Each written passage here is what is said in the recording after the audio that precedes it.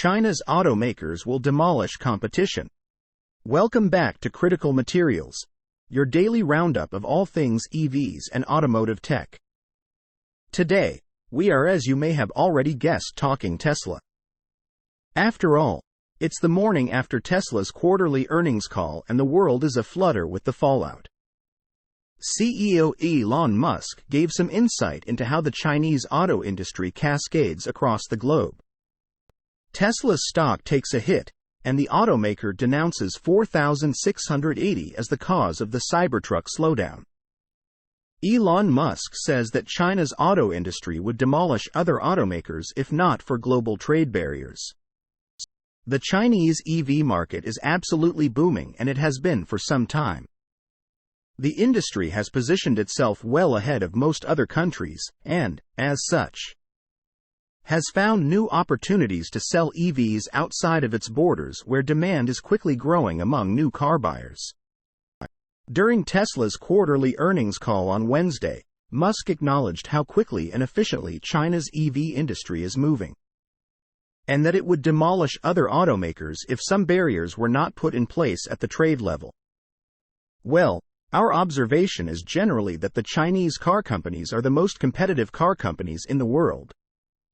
I think they will have significant success outside of China depending on what kind of tariffs or trade barriers are established. Frankly, I think if there are not trade barriers established, they will pretty much demolish most other companies in the world. So, they're extremely good.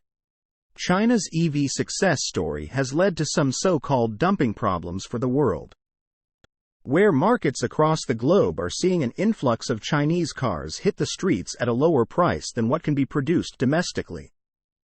This has led to some governments putting some protectionism-esque tariffs and regulations in place to avoid a flood of Chinese cars, and even a probe by the European Commission.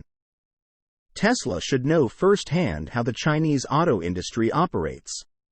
After all, it became the very first foreign automaker on Chinese soil to not be required to have a joint partnership with an already established domestic player.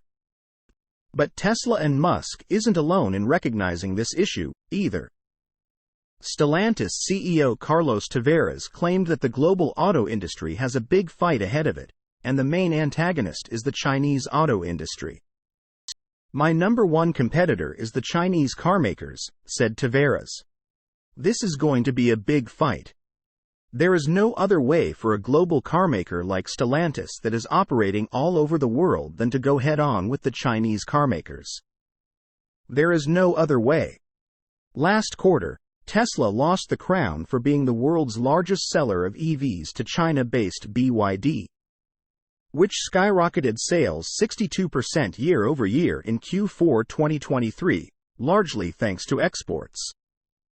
Whether or not it will continue that trend is to be seen, but if that's any indication of just how strong and quickly China's market is moving across the globe, domestic car makers have a valid fear.